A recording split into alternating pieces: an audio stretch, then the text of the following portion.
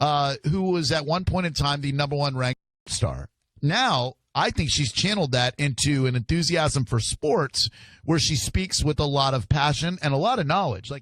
First of all, I was in the adult industry for 3 months, so you need to fact check before you ask me to call into your radio station. Goodbye.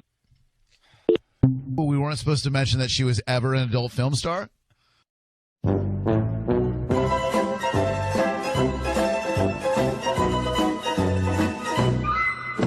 Hello ladies and gentlemen, today I'm going to be talking about the rise and fall of Mia Khalifa, otherwise known as Big Titty Arab. She started out as an adult film star but was also a YouTuber, Twitch streamer, and sports commentator. I'm sure all of you know who she is, and she's probably on half your guys' incognito tabs right now. Welcome to my Christian server. Mia Khalifa was born on February 10th, 1993 in Lebanon. However, when she was about 10 years old, she moved to the Washington, D.C. area. Mia developed early, and by that I mean her mammary glands turned into gazonkas by the time she was in the 6th grade. Interestingly, she was actually overweight growing up, but slimmed down in college. Oh, and she even went to military school. People online have speculated that her real name is Sarah Jo, but no one knows for certain. And when she turned 18, she got married to a man whose identity isn't public information as of today. Mia's career started when she was randomly walking around Miami when a guy approached her, told her she could be a model, and gave her his card. After looking into it, she realized that he worked for an adult film company. But since Mia had low self-esteem and wanted to get more male attention, she decided to get involved in the industry. She had also just gotten breast implants and her figure was as hot as ever. Mia also mentioned that her toxic husband was a factor in her decision, who she would eventually divorce several years later. Initially, Mia had a lot of fun making videos. She said that everyone was tested frequently and that she felt like a star during shoots. People did her hair, did her makeup, and even did her. However, her entire life changed one fateful day, no pun intended, when she was asked to wear a hijab and perform a scene. She stated that after she told producers that they were going to get her killed, that they just laughed. Islamic headscarf, often known as hijab, and of course then it developed into a sort of a sex scene. You must have known how provocative that was. I verbatim told them, "You guys are going to get me killed." And they said? They just laughed. And feeling intimidated and pressured, she went along with it. I was scared. But I knew that if I said no, it would, you know, they're not going to force you to do it. At that point, that's rape. No one's going to force you to have sex. But I was still scared. I mean, have you ever felt scared not scared, but nervous to speak up and say something at a restaurant when your food's not right and the waiter comes by and says, "How is everything?" I was intimidated, I was nervous. And well, the video exploded in a colossal big bang, no pun intended, that would even make Epstein turn in his grave. A lot of people called her scene an insult to Muslims everywhere, and she received a massive amount of hate. It got so bad that ISIS sympathizers posted a video that featured Mia's head in the place of another person who got beheaded. They even hacked her Instagram. She also got freaked out when pictures of her apartment at the time appeared online. The response was also odd considering that Mia wasn't Muslim but rather Catholic. And well, all of the attention she received actually blew up her Instagram from a few hundred followers to about 2 million in a single week. She was even the #1 star on a website that rhymes with Cornhub. I actually did some dedicated research because, you know, I'm a sort of scholar in this department, and discovered that Mia actually did multiple videos wearing a hijab. Many in the Middle Eastern community were upset that Mia would do an adult film with a hijab on. There were actually at least 2 other full-length videos where Mia performed a sexual scene with the hijab on. Due to the intense backlash, Mia decided to leave the industry for good. She stated that she did 12 videos in 3 months for a company that rhymes with gang hoes and only made a measly $12,000. And I read you only made $12,000 from it? Before taxes. Before taxes? Yeah. Oh my gosh, she did what, like 12 videos? Yes. But Mia also mentioned that she made an additional $166,000 over 3 years from her work with them as a social media manager. So she said she actually made a total of $178,000. Mia also created a lot of buzz when she revealed that the industry websites kept promoting her videos over and over after she left and made massive amounts of money using her likeness. Money that she never received a single penny from. And while the low $12,000 figure that she claimed she earned from scenes was backed up by others in the industry who mentioned that $1,000 per video was average. This upset the general public, who rushed to Mia's defense. To add insult to injury, an expert in the field, no not me, said that if she partnered with Pornhub, then she could have made as much as $500,000. However, Mia's revelation upset gang hosts who refuted it with a tweet that stated she actually did 28 videos and not 12. It said, "Retweet if you know how to count to 28. The tweet also included a link that contained every single one of the 28 videos that she did. Of the 28 videos, 18 were with them and 10 were with different production companies. It also included a 41-second video that straight up memed her claim. You were paid a grand total for all the 12 sex videos you made. You were paid a grand total of $12,000 US. Oh my gosh, she did what, like 12 videos? Yes. 12 videos? Yes. 12 videos? Yes. There was 7 videos where it was with men. She says that she made about a dozen videos within the span of a month or two. More than that, Playgirl. She only made a dozen. 12 videos? Yes.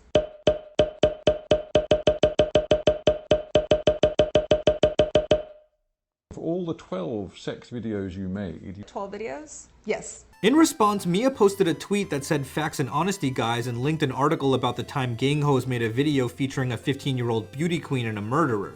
Interestingly, she didn't deny anything. The controversy created a buzz on Reddit, with one thread and r/outoftheloop receiving 10,900 upvotes. You see, many Redditors were willing to do the arduous and painstaking research required to validate all of the claims. Some poor souls even had to triple and quadruple check to ensure all of the information was as accurate as possible. And well, if you want to look everything over for completeness sake, then you should pay attention to today's sponsor, Atlas VPN.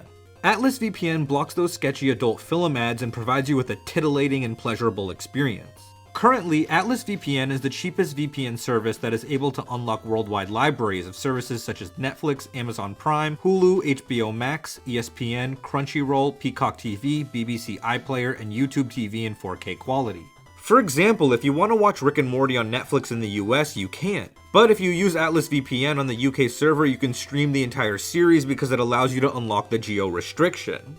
And there's multiple other shows that you can unlock on Netflix, such as Doctor Who, How I Met Your Mother, and Brooklyn Nine-Nine. Atlas VPN features also include P2P support for safe torrenting, SafeBrowse, a customer support team that is available 24/7, and unlimited devices that Atlas VPN can be concurrently used on iOS, Mac OS, Android, and Windows systems. Also, Atlas VPN is extremely secure and they don't log any user activity while connected to their servers. You can get Atlas VPN for as cheap as $139 per month, so sign up now using my link in the description so they know I sent you. Now back to the video. The conclusion was that Mia wasn't entirely accurate about all of the videos that she was in.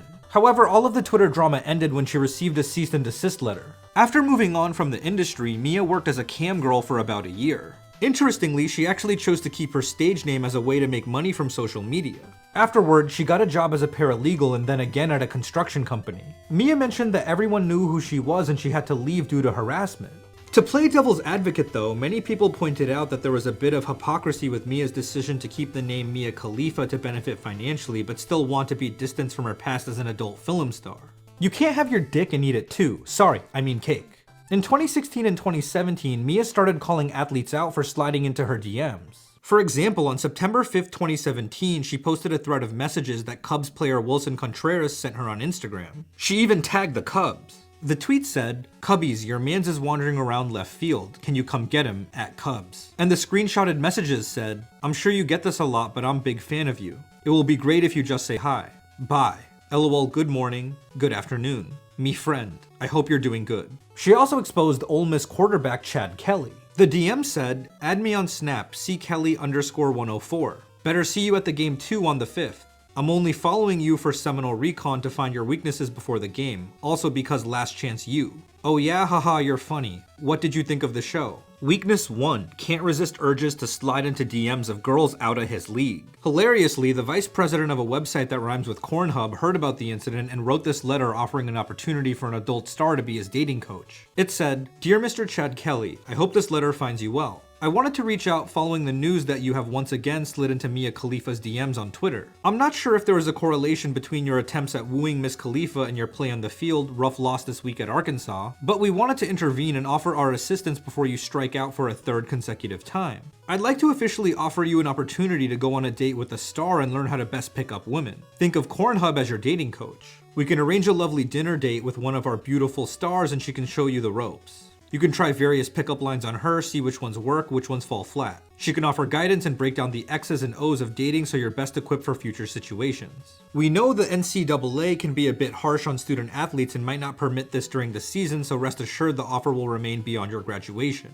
Feel free to take us up on the offer and we can arrange everything accordingly. Limo service will be included, just FYI. Unfortunately though, since he was a college athlete, he couldn't accept, but luckily the offer extended beyond his graduation. However, everything backfired when NBA player Gilbert Arenas exposed her for sliding into his DMs. It was definitely a five-head move. In a now deleted Instagram post, he screenshotted 4 messages that said, "Hey, I'm back in LA, it was so nice meeting you last time I was here. Do you want to grab dinner or something?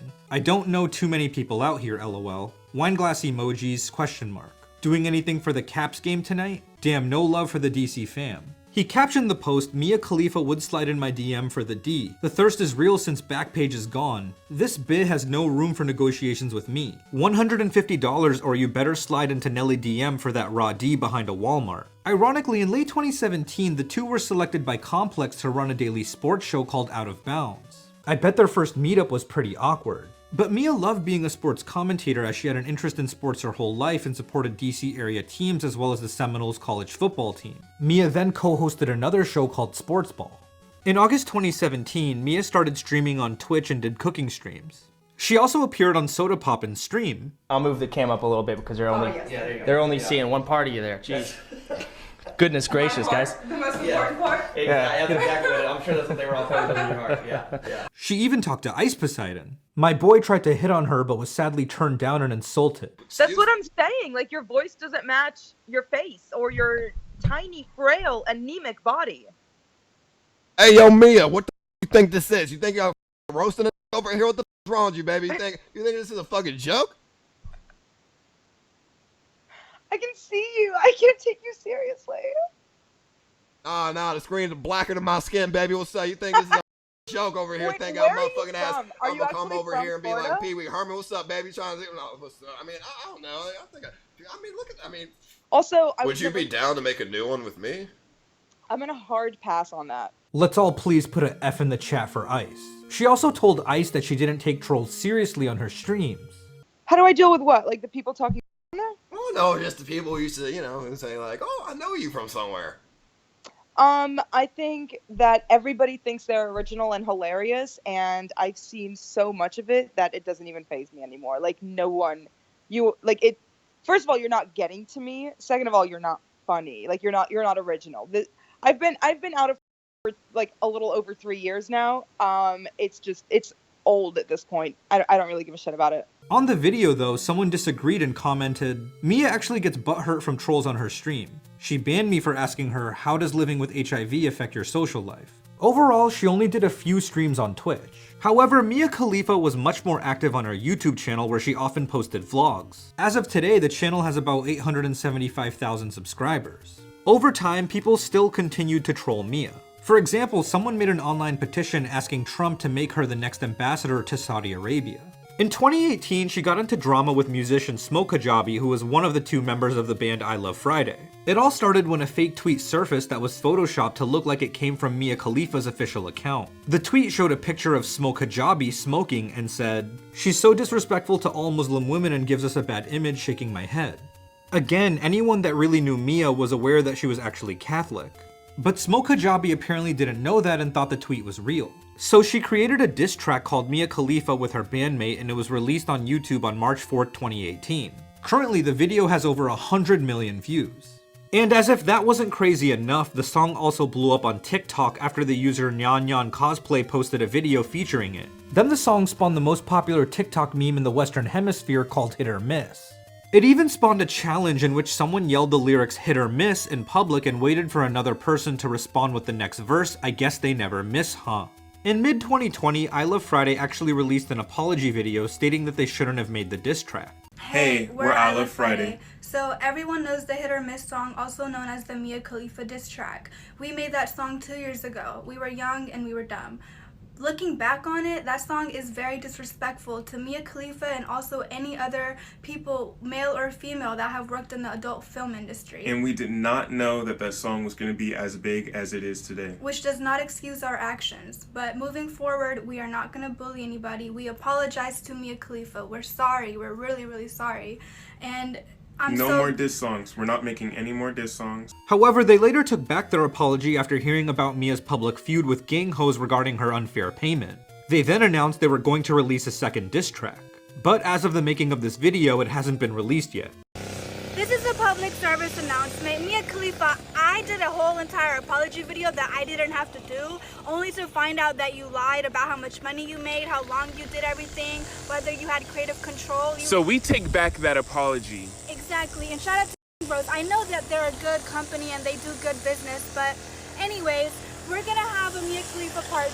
That's what I wanted to tell you guys. Mia didn't publicly comment on the song or the drama until a 2020 interview with Anthony Padilla and mentioned that it hurt her and scared her away from TikTok. In a twist, she also revealed that I Love Friday actually fabricated the tweet as a social media stunt to get views. How do you feel about the diss track named after you, literally called Mia Khalifa, that has gone so insanely viral thanks to the TikTok, which is purportedly the most viral TikTok in the entire Western world? I'm gonna be honest with you, because I'm a gangster and I don't really say this too often, but it kind of hurted me a little bit. Yeah. Just a little bit. Your name is attached to something so incredibly popular that is specifically made and fabricated to take you down, or at least create some kind of smear campaign against you. It was the reason I was so adamant about never, ever, ever going on TikTok. I was terrified of it. I thought that everyone who ever used that song hated me and thought I was a slut, and I would just be completely shunned away from there if I ever stepped foot onto that platform. I counted, the song literally says your name 38 times in it. Yeah, well, anytime someone puts my name in something, it's gonna get clicks. So congrats to them for figuring out how to clickbait. And that was specifically in response to a fake tweet that they created. They created the fake tweet? Yes, there is a whole video of them coming out and saying it was a fake tweet. Oh, they admitted it. Yeah, okay. But recently they posted an apology video about creating the whole song and about the slut shaming.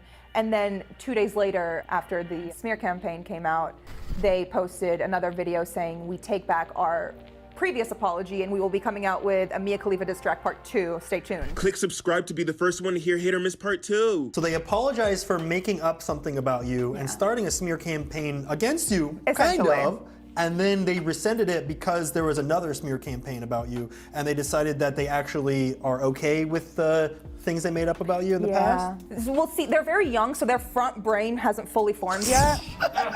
Sadly, I couldn't find a video or any articles where I Love Friday admitted they faked the tweet. So I can't verify Mia's claims, but it doesn't sound like she is lying. In July 2018, Mia Khalifa's left breast implant ruptured after being hit by a hockey puck during a Washington Capitals playoff game. And in 2019, she vlogged her experience getting it repaired. In March 2019, Mia Khalifa announced that she married Swedish chef Robert Sandberg. Interestingly, they met when he slid into her DMs. But she was already following him because she liked cooking. And surprisingly, he knew nothing about her past at the time. They also created a combined YouTube channel called Robert and Mia, which has 218,000 subscribers as of today. But the channel hasn't been active in 2 years and only has 6 videos on it. Unfortunately though, during an interview with Philip DeFranco in August 2020, she revealed her husband was starting to struggle with her past. But Mia mentioned they were working on their marriage together and were in therapy. We have actually been having trouble finding that balance because recently it's been a little hard for him to reconcile my past, and that has caused some issues in the relationship. And we're working through it and trying to communicate and trying to just ease any discomfort or, you know, it's really hard. He has never been used to this many eyes and this many voices, and it got to him a little bit, and it's been really hard for us to get through, but we're working on it. So the whole propping up and bringing back down to earth. There's a little bit too much bringing down to earth right now and not enough propping up, and we're just trying to find that balance. Despite hitting a setback though, Mia says they are still happy and very much in love. Overall, Mia Khalifa had an extremely interesting career. Although it didn't go the way she wanted it to initially, it still worked out for her in the end. I mean, she has 22 million Instagram followers, has a loving husband, and is doing fine financially. Mia is also active on a website that rhymes with Lonely Hands and even appeared on the Hulu show Rami. Mia also made her own app called URef to rate referees in sports events. However, Mia definitely persevered through a lot to get to where she is now. Mia endured threats from ISIS sympathizers, had a toxic ex-husband who she claims groomed her, was manipulated by gang host producers and executives, and experienced massive shame because her body was all over the internet. On July 24, 2020, she even posted a TikTok calling out a gang host producer, a gang host executive, and her ex-husband for mistreating her. She also pinned it to her Twitter account and it currently has 5.8 million views. Regardless though, I'm happy that Mia's doing well and wish her the best. Now, if you'll please excuse me, I have to go use Atlas VPN and verify the research in this video in 19 time. Thanks for watching, please drop me a like and subscribe if you haven't already. Peace.